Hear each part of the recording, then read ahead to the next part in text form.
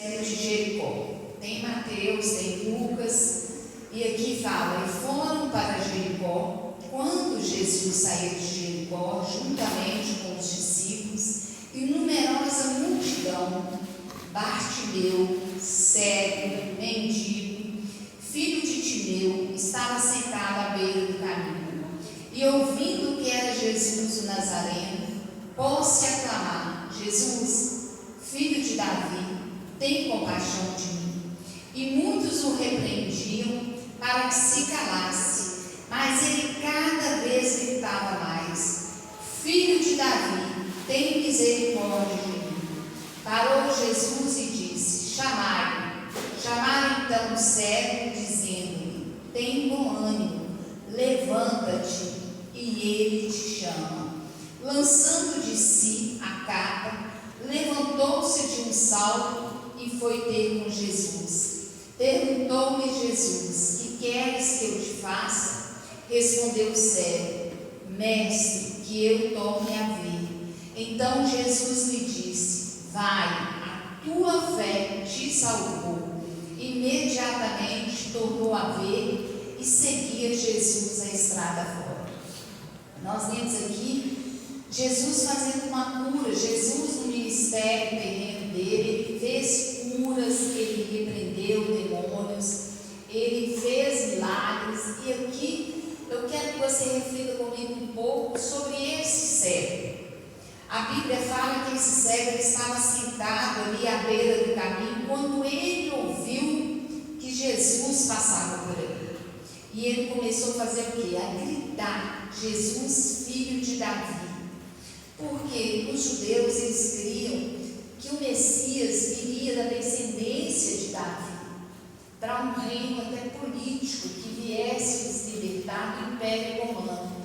E aquele cego, ele conhecia com certeza a lei dos profetas, porque ele chamou Jesus de filho de Davi.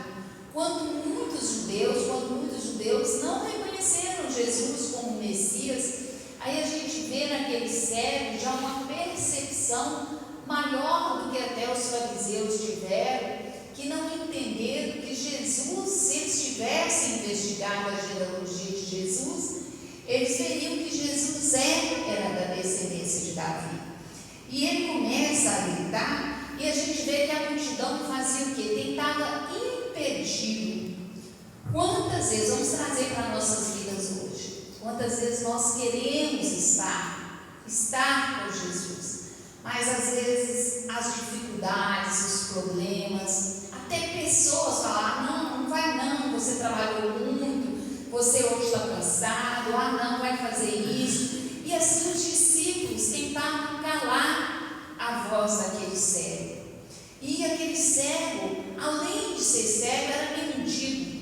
Então, quer dizer, ele estava numa situação ali, de vulnerabilidade, de fragilidade. E a Bíblia fala que ele chamou a atenção de Jesus quando ele começou a clamar. E Jesus parou e falou: traz ele aqui.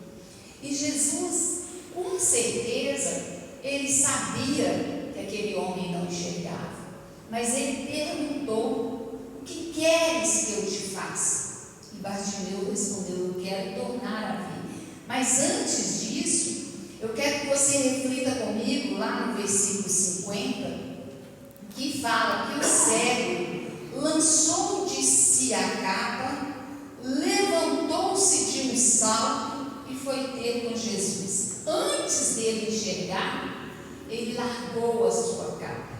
Para quem vivia nas ruas ali à beira do caminho, a única proteção que ele tinha era a capa dele.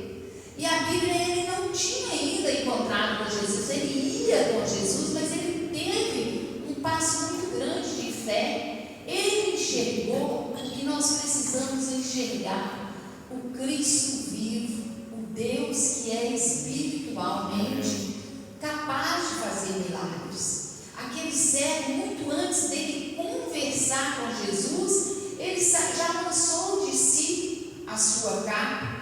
E a Bíblia ainda fala mais, que ele levantou-se de um salto.